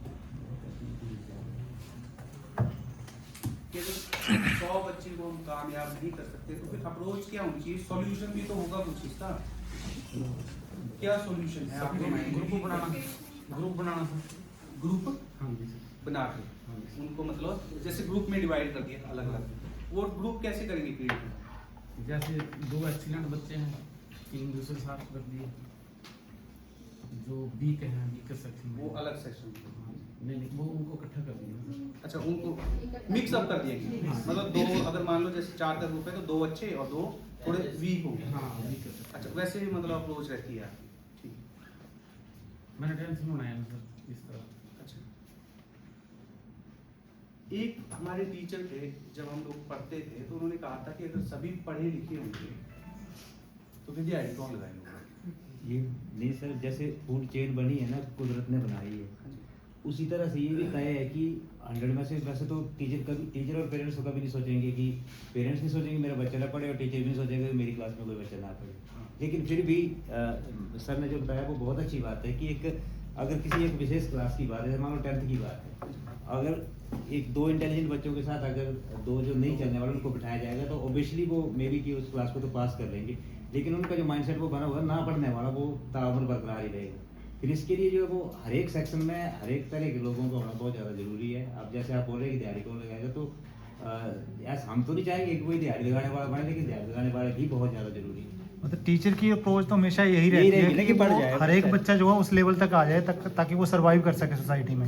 और अगर एक अच्छी सलाह देनी है सर तो एक ये है कि जैसे मान लो कि 10 साल तक या पिछले 5 सालों से लेकर के 5 साल तक तो हमारे पास बच्चा रहता ही है, 5 साल तक चल ही जाता पता कि ये बच्चा मतलब चलने वाला है या नहीं है। तो पेरेंट्स के साथ भी डिस्कशन करके अगर उसको जो है वो 10th के बाद ही या फिर +2 तो आज की डेट में करना ज़रूरी भी है, क्योंकि भाग्य का क्या पता हो सकता है बच्चा आर्मी में ही चला जाए, क्योंकि बेस ईयर +2 ही है। उसके बाद अगर ना चलने वाला बच्चा है तो थोड़ा पेरेंट्स के साथ कंसल्ट करके अगर उसको जो है वो टेक्निकल किसी काम में डाल दिया जाएगा तो उसका फ्यूचर वहाँ बन जाएगा, तो रादर दैन कि अगर वो उसको बोले जबरदस्ती कॉलेज भी कर ले और यूनिवर्सिटी में जाए तो मेरे हिसाब से ऐसा ही है। बाकी अपने इंडिविजुअल अलग विचार अलग अलग और भी विचार होंगे, खासकर मैं पीजीटी ही कर रहा था कंसर्न में। मैं एक बात बोलना चाहता हूँ, जैसे सर बोल रहे हैं ना, मैं इसी बात से काफ़ी हद तक सहमत हूँ कि आप जैसे बोल रहे हैं कि कामयाब बनाना, पहले उसको वर्ड को पहले क्लैरिफाई करो कि आप बनाना क्या चाहते हो। हम पढ़ा रहे हैं किसी बच्चे को, वो हो सकता है वो वीक भी हो बच्चा और वो हमें लग रहा है ना वीक क्लास में, क्या पता वो 12th के बाद कोई और ही जॉब ले ले, आर्मी में चला जाए, किसी कंपनी में अच्छी जॉब कर ले, वो हम थोड़ी उसको डिफाइन कर सकते हैं कि वो कामयाब हो गया। सर सक्सेसफुल पर्सन की भी अलग अलग डेफिनेशन है ना कि सक्सेसफुल किसको बोलेंगे सक्सेसफुल। बच्चा कामयाब हो गया, मेरे ख्याल से बच्चा कामयाब, बच्चा क्या बनेगा वो हमें नहीं पता, हमारा काम है सिर्फ पढ़ाना। पढ़ाने के बाद बच्चा अपनी फील्ड खुद ब खुद ही चुन लेता है, वो सिलेक्ट हो जाता है और बहुत अच्छी जगह, मैंने ऐसे बच्चे भी देखे हैं जो बहुत ज़्यादा वीक है पर वो आज जो ऐसी जगह पे सेटल है, आप सोच नहीं सकते कि यार मैंने 2-3 बार अपने इसी डिसीजन को रिमाइंड किया है कि यार मैं गलत हूँ, मैंने पेरेंट्स को बोला कि ये बच्चा डॉक्टर है, आपका बच्चा पढ़ता नहीं है, ये है वो है, वो आगे जाके आर्मी में ही हो गया। बिल्कुल सर, आर्मी वो हमसे ज्यादा अच्छी तरह से सेटल हो गया। टेक्निकली सर बच्चा कहाँ सिलेक्ट हो जाए कोई पता नहीं चलता है क्या, फिर वो कामयाबी को हम ऐसे नहीं बोल सकते कि सर कि सारे पढ़ लिख के डॉक्टर इंजीनियर बन गए तो दिहाड़ी कौन लगाएगा। ये तो हम सोच रहे हैं आजकल दिहाड़ी लगाने वाले भी एक काम को कर रहे हैं 3 या 4 महीने में खत्म कर रहे हैं वो, तो हम कि वो कितना जनरल सर क्वेश्चन मैं सोचा टीजीटी जो है वो अच्छा जैसे आंसर कर पाएंगे इसको कि हम कैसे अप्रोच करते हैं बच्चों को, क्योंकि ये आप जैसे बोल रहे हो ना, आपके क्वेश्चन में ही सबसे बड़ा पॉइंट ये है कि आप कामयाबी को समझते क्या हो, कैसे लेते हो उस वर्ड को, आप क्या सोचते हो उसके बारे में कि कामयाबी है क्या। तो कामयाबी की क्या क्या डेफिनेशन हो सकती है आपके हिसाब से? कामयाबी का सर कि जिंदगी को किसी भी नजरिए से अपनी जिंदगी को सफल बनाना ही कामयाबी है। किसी भी नजरिए से बंदा सफल हो गया, बंदा कोई जरूरी नहीं कि गवर्नमेंट जॉब में या किसी प्राइवेट जॉब में जाकर के जो है वो अपनी जिंदगी को सफल बना सकता है। बहुत सारे साधन हैं जिनके माध्यम से आप कोई एक बच्चा या आज बच्चा कल को व्यस्त बनेगा और व्यस्त बन करके वो अपना परिवार का पालन। आर्ट्स क्या है, आर्ट्स लेके होगा क्या आगे, तो कम से कम बच्चे को 10th तक पहुंचते पहुंचते ये पता हो कि अगर आर्ट्स में सिलेक्ट करता हूं तो मेरे पास 10 to 15 उसको हमने देने हैं एरियाज, फील्ड्स जो वो सिलेक्ट कर सकता है। तो अगर हम इतने दो काम अगर कर पाएंगे, एक उनको पर्सनैलिटी उनकी डिफाइन कर दें, हॉबीज इंटरेस्ट उनको डिफाइन कर पाएं, और साथ में आगे फ्यूचर की उनको फील्ड्स अगर पता होंगी, प्लम्बिंग से छोटे से काम से भी बड़े अगर वो लेवल पे चाहता है, अगर बहुत इंटेलिजेंट पर्सन है तो वो उसी तरह से बच्चा जो वो आगे बढ़ेगा। तो हमें क्या चाहिए कि 10th के बाद उसको ये ना लगे कि आर्ट्स चाहिए या कॉमर्स चाहिए या आइडिया ना हो उसको, वो प्रेशर में ऐसा ना हो किसी के भी प्रेशर में वो पर्टिकुलर एक ही सब्जेक्ट को सिलेक्ट कर ले। तो उसके पास पता होना चाहिए कि मैं अगर इस फील्ड को करूंगा तो मेरे पास 10 से 15 फील्डें हैं आगे सिलेक्ट करने के लिए, उन चीज़ों को मैं चूज कर सकता हूँ। अगर वो चाहता है सर्च करना उन फील्ड के बारे में, बच्चे अगर खुद चाहते हैं तो उनको एक्सेस देना है इंटरनेट का भी, और ब्राउजर ओपन करके विकिपीडिया से लेके हर एक आर्टिकल फ्री है। आप एक सर्च पे लाखों रिजल्ट्स शो होते हैं हमारे गूगल के ऊपर, तो उस तरह से आपने शो करके उनको क्या करना है, डेवलप करना है, उनकी पर्सनैलिटीज और जो उनके इंटरेस्ट है उनको पहले से डिफाइन करना है ताकि वो अपने आप को अच्छे से बता सके। क्योंकि प्राइवेट सेक्टर में होता ऐसा ही है कि आपको जाके सबसे पहले इंटरव्यू ही फेस करना होता है, और इंटरव्यू में वही चीज़ें पूछी जाती हैं जो आपकी अपनी हॉबीज हैं, पर्सनल आपके पर्सनल इंटरेस्ट हैं, आपने उन हॉबीज को कहाँ तक अचीव करा, कहाँ तक आप उनको जो है वो नहीं कर पाए, वो चीज़ें नेगेटिव पॉजिटिव बच्चे को पहले से पता होने चाहिए ताकि वो आगे अच्छे से कामयाब हो सके। अब बात करते हैं स्लाइड्स के ऊपर, इंट्रोडक्शन ऑफ एलएमएस। एलएमएस जो है वो लर्निंग मैनेजमेंट सिस्टम है, जो कि हमारा ही एक ऐप है जो निष्णात, मैंने मॉर्निंग में बताया था आपको कि निष्णात.org आप अगर लॉग इन करते हैं, ओपन करेंगे वेबसाइट, तो दो ऑप्शंस रहेंगे, वेबसाइट भी ओपन हो जाएगी, और अगर आप ऐप चाहें कि ऐप मेरे को इंस्टॉल करके उसको एक्सेस करना है तो वैसे भी आप एक्सेस कर पाएंगे। अगर कनेक्टिविटी नहीं है किसी स्कूल में, आपको लगता है कि कनेक्टिविटी 0 है, तो डायरेक्ट जो सिलेबस है 250 GB का, उसको डायरेक्ट भी फीड किया जा सकता है पैनल के अंदर, और आप जब चाहेंगे तो विदाउट कनेक्टिविटी भी वीडियो, MCQs, साथ में PDF बुक्स हैं, उनको एक्सेस कर पाएंगे आप। ऑफलाइन? हाँ जी, ऑफलाइन वही, अगर नेट की कनेक्टिविटी का इशू है तो कहीं भी हाँ जी, तो वहाँ पे क्या रहेगा, फिर हमें करना क्या पड़ेगा कि 15 डेज का या 10 डेज का साइकिल, जैसे भी आपको ठीक लगे, ICTs को आपने नेट को कनेक्ट करना है और हल्का सा उसको नेट की कनेक्टिविटी से सिंक करना है, ताकि जो वीडियोस आपने चलाई थी ऑफलाइन में वो सारी जो सर्वर के ऊपर लोड हो जाए और उनको पता चल जाए कि ये वीडियो जो है वो कंटेंट एक्सेस इस स्कूल में किया गया था। तो LMS और ई कंटेंट का आगे दो मैंने आपको डाउनलोड हो जाएगी उसमें सारी, क्या चीज डाउनलोड हो जाएगी सारी पिक्चर, वो खुद करेंगे ना ऐप? हाँ जी, ऐप हो जाएगी। फिर जब उसको चलाएंगे ना सर, तो उसमें शो तो नहीं करेगा ना कि जैसे मतलब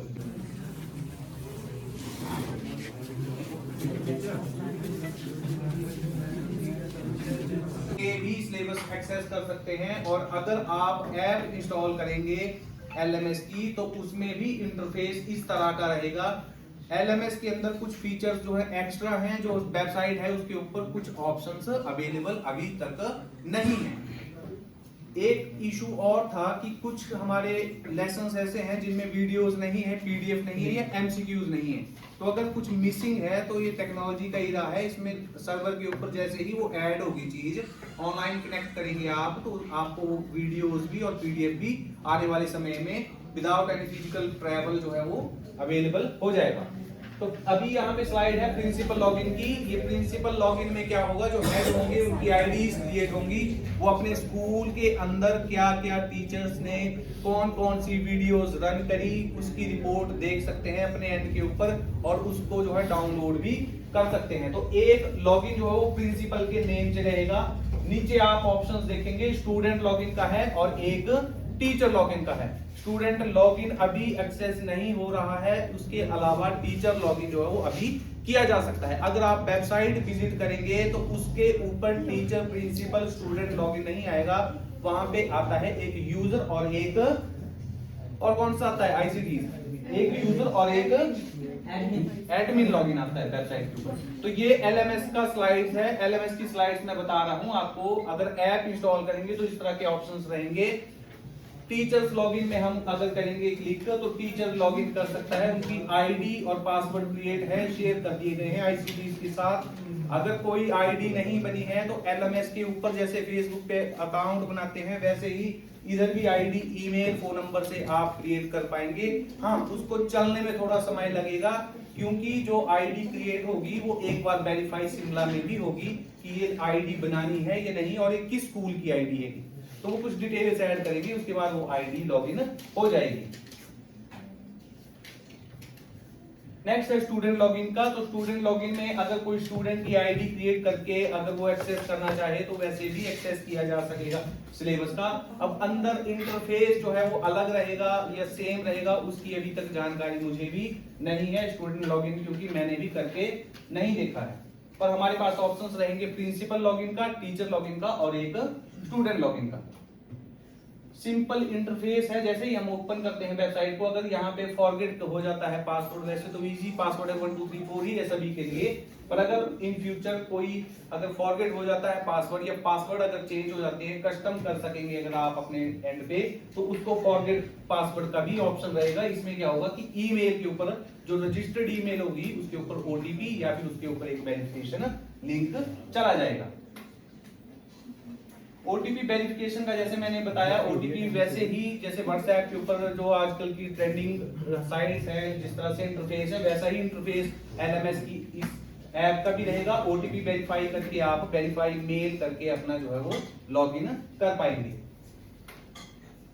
नेक्स्ट है फॉरगेट पासवर्ड के बाद वही सिंपल जैसे हमारा होता है कि न्यू पासवर्ड आपको 2 बार एंटर करना पड़ता है। कभी भी आप फेसबुक के ऊपर, कई वेबसाइट के ऊपर अगर लॉगिन करें तो आप देखेंगे कि न्यू पासवर्ड के लिए हमेशा 2 बार पूछा जाता है ताकि एक बार कंफर्म हो सके। ऐसा ना हो कहीं गलती से हम टाइप करना चाहते हैं कि अपना नेम और उसके बीच में कुछ और टाइप हो जाए तो उसको 2 बार डबल वेरीफाई जो है वो करना पड़ता है। इसलिए फॉरगेट पासवर्ड के बाद 2 बार न्यू पासवर्ड ये जो है वो मांगेगा, उसके बाद आप लॉगिन कर पाएंगे। जैसे ही लॉगिन हो जाएगा उसके बाद आपने इंटरफेस देखा है, Himachal Pradesh board of school education LMS के अंदर एचपी बोस का सिलेबस भी और सीबीएसई का भी आने वाले समय में लॉगिन किया करके जो है एक्सेस किया जा सकता है। सीबीएसई का कोई सब्जेक्ट है, टॉपिक है, वो आप पढ़ाना चाहें तो वहां से भी पढ़ा पाएंगे। फिलहाल हमारी जो वेबसाइट है उसके ऊपर एक ही ऑप्शन है, वो कौन सा है, एचपी बोस का। नेक्स्ट एचपी बोस पे क्लिक करने के बाद वही सिंपल इंटरफेस है। हिंदी में आप एक्सेस चाहते हैं सिलेबस का, ये इंग्लिश में चाहते हैं तो आपके पास ऑप्शंस रहेंगे इंग्लिश का और हिंदी का। हाँ, एक क्वेरी आई थी कि इंग्लिश की जो बुक है उसकी एक्सप्लेनेशन भी इंग्लिश में ही है, तो हो सकता है आने वाले समय में वो वीडियो अपलोड कर दी जाए, उनको एडिट करके सर्वर पे चढ़ा दिए जाए ताकि जब आप इंग्लिश का कोई लेक्चर पढ़ाएंगे तो वो हिंदी में भी ट्रांसलेट हो सके। ये बहुत इजी काम नहीं होता है कि किसी भी सिलेबस को ऐड करना और पढ़ाना। YouTube के ऊपर कोई भी चीज वेरीफाई नहीं होती है। कोई सब्जेक्ट है उसमें कोई भी अगर पर्सन अपनी वीडियो बना के अपलोड करता है तो उसकी ऑथेंटिसिटी चेक नहीं होती है, वो हम अपने लेवल पे चेक करते हैं ना। बिल्कुल वैसे ही जो सिलेबस आप देख रहे हैं वो ऐसा नहीं है कि जो बैक एंड पे बैठे हैं वो एक ही उसमें जो है वो उसको लोड कर देंगे। वो जो सिलेबस है वो पहले हम लोगों को SCRT सोलन में अरे परे जो डिपार्टमेंट्स हैं हमारे सरकारी, उनकी साथ बैठ के वो फाइनल किया जाता है कि जो सिलेबस है उसकी टोन बिल्कुल स्ट्रेट होनी चाहिए। बिल्कुल भी बच्चे की जो वीडियो है उसकी प्रोनाउंसिएशन ऐसी ना हो कि उसमें किसी पर्टिकुलर जगह की जो है वो झलक आए उसकी बोलचाल में। तो आप देखेंगे बिल्कुल स्ट्रेट तरह की जो है वो वीडियोस डिजाइन की जाती है। ये हमारे एंड पे नहीं होता है कि हम अपने एंड पे अगर बोल के करें, तो ऐसा नहीं है। ये ऑनलाइन चीजें वेरीफाई होती है सिलेबस की, खासकर सिलेबस को लेके। तो इंग्लिश और हिंदी का सिलेबस अवेलेबल रहेगा, आपको मीडियम सेलेक्ट कर सकते हैं। उसके बाद मीडियम सेलेक्ट करने के बाद कौन सी क्लास आपने चूज करनी है, 6 से लेके 12 तक जो है वो सिलेबस इन्होंने ऐड किया है, कुछ चीजें अभी भी अंडर प्रोसेस है, कुछ सिलेबस अभी भी ऐड नहीं हुआ है। अब हमारे पास हाई स्कूल्स ही है वैसे मेनली, पर कुछ एक थे जैसे सेकेंडरी स्कूल्स भी थे, 95% जो हमारे हाई स्कूल्स ही हैं फेज 3 में हमारे पास जो। तो वैसे तो 10 तक ही हमने करना था, ये +2 के लिए बोला था, तो 6 से लेके +2 तक आप देखेंगे कि सिलेबस अवेलेबल हो जाएगा आने वाले समय में। सिलेक्ट डिवीजन किए गए हैं 6 स्टैंडर्ड के। जैसे ही आप डिवीजन को सिलेक्ट करेंगे उसके बाद आप देखेंगे कि सब्जेक्ट जो है वो वहां पे सिलेक्ट किया जा सकता है। अब डिवीजन जो हमारी ए डिवीजन है उसके अंदर 2 सब्जेक्ट हैं, कौन कौन से, एक विज्ञान और एक गणित का। तो इन दोनों को अगर हम चाहें, जो भी विज्ञान अगर चाहिए तो विज्ञान पे क्लिक करके आप एक्सेस कर लेंगे। अब यहाँ पे गणित का एग्जांपल है, तो गणित के ऊपर जैसे ही क्लिक किया हमने तो उसके बाद ये स्लाइड जो है वो डैशबोर्ड की आ जाती है। डैशबोर्ड का भी एक ऑप्शन रहेगा जो आप यहाँ से इसे एक्सेस कर पाएंगे LMS में। तो डैशबोर्ड में क्या रहेगी कि डैशबोर्ड में आप देख सकते हैं कि पर्टिकुलर जैसे हमारे चैप्टर हैं 12, अगर डिवीजन में उसमें चैप्टर थे तो उनमें से कितने हमने एक्सेस कर लिए, जैसे 12 है अगर तो उनमें से 4 कंप्लीट हो चुके हैं। उसके साइड वाइड टॉपिक कितने पढ़ाए गए हैं, 100 टॉपिक्स से 20 टॉपिक्स कंप्लीट हो गए हैं। तो ये सारी डिटेल आपको जो है वो डैशबोर्ड के माध्यम से दिख जाएगी। MCQ के सेट अगर 100 थे उनमें से 18 कंप्लीट हो चुके हैं, तो यहाँ पे आपको डायरेक्ट आ जाएगा कि आपने इस सब्जेक्ट के 18 चैप्टर कंप्लीट कर लिए हैं। एनिमेटेड वीडियोस 150 की आपने 1010 जो है वो बच्चों को चला के दिखाई है। इंटरैक्शनल में अगर हमारे पास 100 एक्सरसाइजेस थी तो आपने 15 ही होंगी, तो इस तरह का ग्राफ आप वो शो हो जाएगा। टुडे अटेंडेंस का देखिए, इन चीजों ऑप्शंस को बताने का वैसे कोई फायदा है नहीं, क्योंकि ये जो इंटरफेस है वेबसाइट का वो टाइम टू टाइम चेंज होता रहेगा। व्हाट्सएप जैसे व्हाट्सएप था ना स्टार्टिंग में, पहले क्या होता था उसमें रिचार्जेस भी करने पड़ते थे। कोई है इधर जिसने व्हाट्सएप का रिचार्ज किया? 2005, 6, 7 जब भी वो लॉन्च हुआ रिचार्ज होते थे इसके, तभी आप मैसेज कर सकते थे। जबकि आज के टाइम में क्या है, मैसेज तो हो ही नहीं, वीडियोस भी सेंड हो जाती है, फोटोज भी, PDF भी।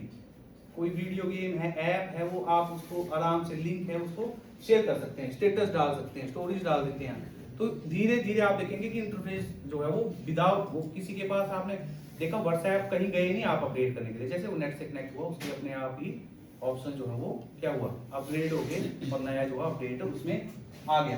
तो उसी तरह से यहाँ पे भी हमारे पास डैशबोर्ड हो सकता है चेंज हो जाए, पर कुछ एक हमारे पास जो बेसिक चीज है वो यही रहेगी कि इजीली आप देख के ही बता सकेंगे कि कौन कौन सी चीजें जो है वो पढ़ाई जा चुकी हैं। अब क्लास प्रोग्रेस का जो देखें तो 80% यहाँ पे दिखाई गई है, जबकि 80% ग्रीन कलर में है नहीं, ये हार्डली 30-40% है। तो अगर इस तरह से प्रोग्रेस का होगा, देखो लूप होल्स हमेशा ही रहते हैं कहीं ना कहीं, तो यहाँ पे भी ये थोड़ी गलती की है इन्होंने, 80% के लिए काफी कवर हो जाना था। उसके बाद है संख्याओं की जानकारी, तो ये कुछ एक चैप्टर्स के नेम होंगे, जिस भी चैप्टर को आप पढ़ाना चाहें उसके ऊपर क्लिक करेंगे, वीडियो MCQs वगैरह जो है वो उसके ऊपर एक्सेस हो जाएंगे। अब जैसे टॉपिक का है, टॉपिक आपने जैसे ही क्लिक किया तो वहां पे आप देखेंगे वीडियो का लेक्चर है, तो वो लॉगिन शो हो जाएगा आपको, ठीक है। अभी आप देखेंगे कि जैसे वीडियो है तो वीडियो को आप पॉज करके यहाँ से एक्सेस करके जो है वो चीजों को पढ़ा सकते हैं। अगर आपने कोई चीज एक्सप्लेन करनी है बच्चे को तो यहाँ पे जो है वो चीज आप वीडियो, अगर वीडियो में कोई कंटेंट चला है, कोई टॉपिक चला है तो उसको रोक के आप फ्लोटिंग टूल से वहां पे पढ़ा के बच्चे को, उसके बाद फिर से आप अगर फ्लोटिंग टूल के ऊपर क्लिक करेंगे तो जो आपने लिखा होगा वो इरेज हो जाएगा और आप वीडियो को कंटिन्यू कर सकते हैं। तो कुछ तो अभी ख़त्म हो गई है ट्रेनिंग, निकलने लगे हम। 5 बजे का टाइम था, 4:30 ख़त्म हो गया। तो अभी मैं आ गया हूँ वापस रूम में ट्रेनिंग से। 10 बजे से 5 बजे का टाइम था, तो अभी बज रहे हैं 5:30। तो आधा घंटा जल्दी छोड़ दिया था मैं। सुबह मैं पहुंच गया हूँ रूम पे।